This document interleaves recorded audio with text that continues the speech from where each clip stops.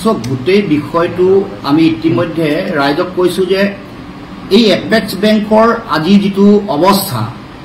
Apex বেংকত ব্যাপক দুৰ্নীতি কেলেংকাৰী স্বজন তোষণ এইবোৰ কৰাৰ মূল খলনায়কগৰাকী হ'ল বিশ্বজিৎ ফুকন যাৰ কাৰণে বিশ্বজিৎ ফুকনৰ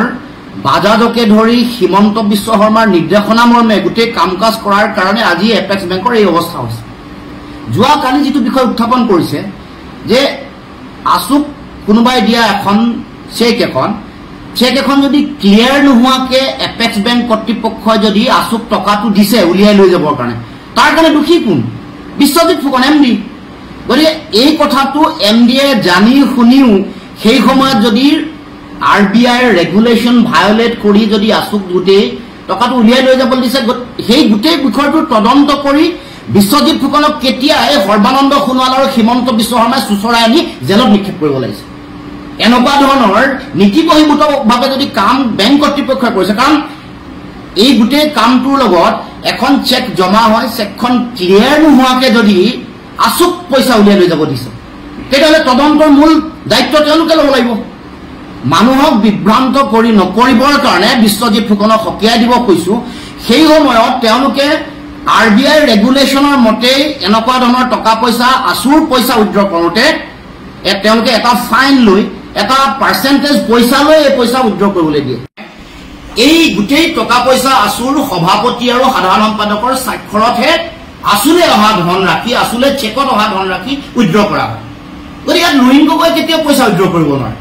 এই কথাৰে তেওঁ এটা উদ্দেশ্য প্ৰণোদিতভাৱে এই কামটো জনমানসত হেয় প্ৰতিপন্ন কৰিবৰ কাৰণে এই কাম কৰিছে তেওঁ লক্ষ্যটো চাব তেওঁ কাক লক্ষ্য কৰি লৈছে আগতে তেওঁ বড়ো বিদ্বেষী কথা বুলি কৈ দিলৱাৰ হুছেইনক লক্ষ্য কৰি লৈছে এইবাৰ তেওঁ লক্ষ্য কৰি লৈছে আমাৰ সন্দিকৈ উপাধি যিগৰাকীয়ে লিখিছে তাৰপিছত লৰিণজ্যোতি গগৈ গৌৰৱ গগৈ হীৰেণ গোহাঁই তাৰমানে সাম্প্ৰদায়িক ৰহণ হানি এটা সাম্প্ৰদায়িক দৃষ্টিভংগীৰে কোনোবা এটা জাতি হত্যাক লক্ষ্য কৰি বিদ্বেষী মন্তব্যৰে এই কামটো কৰিছে ভূপেন বৰাৰ নামটো কোৱা নাই তাৰ মানে এই যে নিজ মানসিকতা আছে বিশ্বজিৎ ফুকন বা বিজেপি দলৰ আৰু তেওঁ এই গোটেই কথাটো তেওঁ নিজে কোৱা নাই হিমন্ত বিশ্ব শৰ্মাৰ ডিক্টেশ্যন মতে এইটো হিমন্ত বিশ্ব শৰ্মাৰ টিউচন নোলোৱাকে বিশ্বজিৎ ফুকনে এটা বাক্য ক'ব নোৱাৰে গতিকে এইটো স্পষ্ট যে আজি যদি কিবা তেওঁলোকে এনেকুৱা ধৰণৰ ৰেগুলেশ্যন ভায়োলেট কৰি আসুক তেওঁলোকে টকা উইথড্ৰ কৰিবলৈ দিছে তাৰ কাৰণে দোষী বিশ্বজিৎ ফুকনৰ বিৰুদ্ধে তদন্ত হ'ব লাগে আৰু তেওঁক তাৎক্ষণিকভাৱে জেললৈ পঠাব লাগে আৰু এই গোটেই প্ৰক্ৰিয়াটোত প্ৰত্যাহ্বান জনাইছো দম আছে যদি তেওঁলোকে চৰকাৰে বিশ্বজিৎ ফুকনে তেওঁলোকে তদন্ত কৰক আজি বিশ্বজিৎ ফুকনক প্ৰত্যাহ্বান জনাইছো সাহস আছে যদি দম আছে যদি এপেক্স বেংকৰ কেলেংকাৰী যিটোত তেওঁ জড়িত বিধি বহিৰ্ভূতভাৱে বাজাজক পইচা দিছে বিধি বহিৰ্ভূতভাৱে বেলেগক পইচা দিছে এইবোৰৰ তদন্ত কৰক তদন্তৰ আওতালে সকলোকে আনিবৰ কাৰণে তেওঁ প্ৰচেষ্টা হাতত লওক তেওঁ তদন্ত কৰিবৰ কাৰণে ব্যৱস্থা গ্ৰহণ কৰক এইটো কথা হয়তো বহুতে নাজানে যে শেহতীয়াকৈ কিছুমান তথ্য পাতি ওলাইছে বিশ্বজিৎ ফুকনৰ এটা ৱেব পৰ্টেল আছিলে নাম স্কাই টিভি নে স্কাই কিবা বুলি স্কাই নেটৱৰ্ক নে স্কাই টিভি এই যে শেহতীয়াকৈ কিছুমান আসুক সম্পৰ্কীয় কিছুমান তথ্য পাতি ওলালে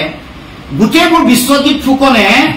প্ৰিণ্ট আউট উলিয়াই স্কাই টিভিৰ এগৰাকী সাংবাদিকৰ হাতত এই গোটেই তথ্য পাতিবোৰ ৰাখিছিল লক্ষ্য আসুক বদনামী কৰা বিশ্বজিৎ ফুকনে নিজৰ ৱেব পৰ্টেলত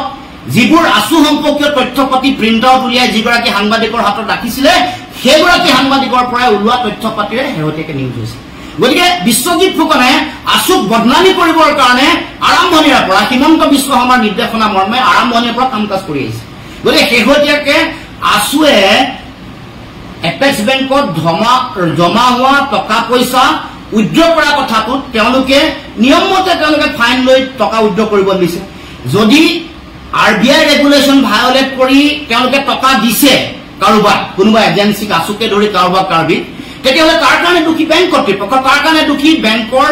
চেয়াৰমেন বিশ্বজিৎ ফুকন গতিকে বিশ্বজিৎ ফুকনক অতদিনে ইমান দিনে সৰ্বানন্দ সোণোৱাল আৰু হিমন্ত বিশ্ব শৰ্মাই কিয় সুচৰাই জেললৈ নিক্ষেপ কৰা নাই আমি আচৰিত হৈছো যে যদিহে এনেকুৱা ধৰণৰ আৰবিআই ৰেগুলেশ্যন কাৰণ আৰবিআই ৰেগুলেশ্যনখন আসুৰ চলে নাহে আৰবিআই ৰেগুলেশ্যন আহিব বিশ্বজিৎ ফুকনৰ ওচৰলৈ বিশ্বজিৎ ফুকনলৈ অহা ৰেগুলেশ্যনখন লুকুৱাই ৰাখি এই 1% কমিশনৰ 1% টকাৰ লোভত যদি বিশ্বজিৎ ফুকনে সেই কামটো কৰিছে, আছুক যদি RBI ৰেগুলেশ্যন ভায়োলেট কৰি টকা উলিয়াব দিছে, তাৰ কাৰণে দুখী আছুৰ নেতৃবৰ্গ নহয়, তাৰ কাৰণে দুখী বিশ্বজিৎ ফুকন। গতিকে সেই সময়ত উইথড্ৰ কৰাৰ প্ৰচেছটো তেওঁ নাজানাৰ কাৰণে লুৱেনজ্যোতি গগৈ, তাৰমানে মই বিৰোধী হৈ আছো, মই গগৈ হোৱাৰ কাৰণে মোৰ লগত আকৌ সন্ধি কৈ আৰু ইফালে অখিল গগৈ, গৌৰৱ গগৈ আৰু হীৰেণ গোহাঁই ছাৰ থকাৰ কাৰণে মোক লক্ষ্য কৰি লৈছে। গতিকে এইটো এটা তেওঁলোকৰ ডিজাইন। এই ডিজাইনটো কৰি বিশ্বজিৎ ফুকনে ভাবিছে যে তেওঁ হিমন্ত বিশ্ব শৰ্মাৰ তেওঁ বাহবাহ লৈ থাকিব পাৰিব। গতিকে আমি প্ৰত্যাহ্বান জনাইছো, এই বিষয়টো তদন্ত কৰক, তদন্ত কৰিবলৈ যদি দম আছে, কেনেকে বাজাজক কেনেকে পইচা দিলে,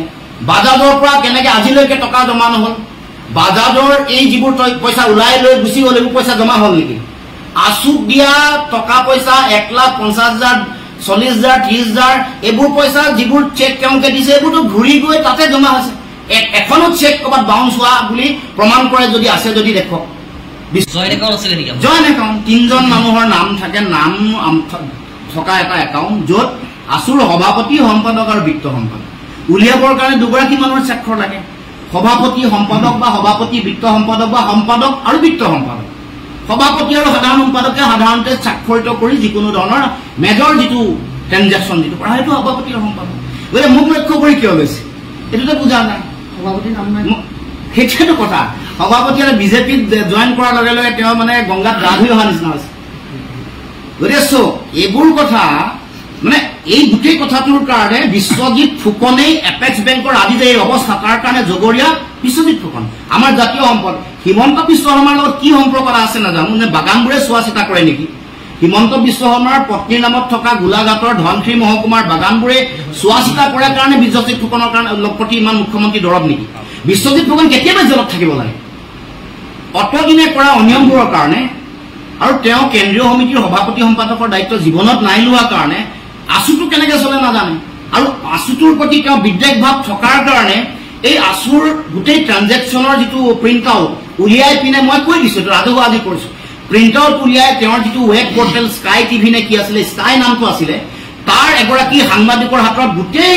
গোটেই ডকুমেণ্টখিনি আমাৰ দিনৰ পৰা আৰম্ভ কৰি এই উৎপল শৰ্মালৈকে এই গোটেই ডকুমেণ্ট যেতিয়ালৈকে তেওঁৰ স্কাই টিভি আছিলে, পিছৰ দিনবোৰতো তেওঁ সেই যিগৰাকী সাংবাদিক তেওঁৰ লগতে তেওঁৰ সম্পৰ্ক, তেওঁৰ হাততে এইবোৰ তথ্য পাতি অৰ্পণ কৰিছে, তাৰমানে আছুক বদনামী কৰিবৰ কাৰণে।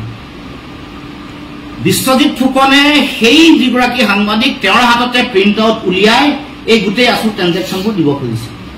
টকা উইথড্ৰ কৰিবলৈ যেতিয়া যায় আছুৰ সভাপতি আৰু সম্পাদকৰ স্বাক্ষৰ আছে। মোক লক্ষ্য কৰি লোৱাৰ কাৰণটোৱে হ'ল তেওঁলোকে এই যে তেওঁৰ এইটো লক্ষ্য, যিটো তেওঁৰ মানসিকতা, নিম্ন ৰুচিৰ যিটো মানসিকতা, সংকীৰ্ণ মানসিকতা, এই গোটেই বড়ো নোহোৱাকে MD গৰাকী বড়ো নোহোৱাকে বড়ো বিদ্বেষী কথা কৈ এটা পৰিৱেশ তৈয়াৰ কৰিলে। এতিয়া আকৌ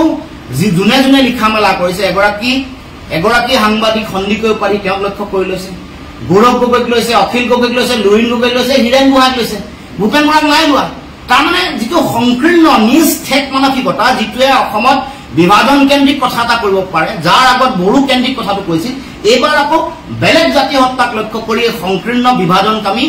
লক্ষ্য লৈ বিশ্বজিৎ ফুকনে কথা বতৰাবোৰ কৈছে। কাৰণে আমি জগৰীয়া নহয়, যে আছুটো জগৰীয়া নহয়, আছু সভাপতি সম্পাদক জগৰীয়া যদি বে নিয়মত যদি টকা দিয়া তেওঁ যিটো কথা কৈ আছে, আছুৱেতো দণ্ডি পইচাটো লোৱা নাই, আছুৰ এখন চেক জমা হয়, চেকখন জমা হোৱাৰ পিছত চেক ক্লিয়াৰ নোহোৱাকে যদি পইচা উইথড্ৰ কৰিবলৈ তেওঁক মতে যদি দিছে, তাৰ কাৰণে বিশ্বজিৎ ফুকন জগৰীয়া। বিশ্বজিৎ ফুকনক অতদিনে সৰ্বানন্দ সোণোৱাল আৰু হিমন্ত বিশ্ব শৰ্মাই চুচৰাই নেকি জেললৈ ভৰোৱা নাই, এইটোহে আমাৰ প্ৰশ্ন। যাৰ কাৰণে আজি এপেক্স বেংকটো এনেকুৱা এই অৱস্থালৈ আজি গতি কৰিছে, তেওঁৰ কাৰণে তেওঁৱে যি কথা যদি এই যে বাজাজকে ধৰি যিবোৰ অনিয়ম চলি আছে সেইবোৰ জগৰীয়া তেওঁ। গতিকে নিজৰ গোটেই দুৰ্নীতি, নিজৰ যিটো মানে অনিয়ম কেলেংকাৰী ঢাকিবলৈকে তেওঁ এতিয়া আছুক লক্ষ্য কৰি লৈছে।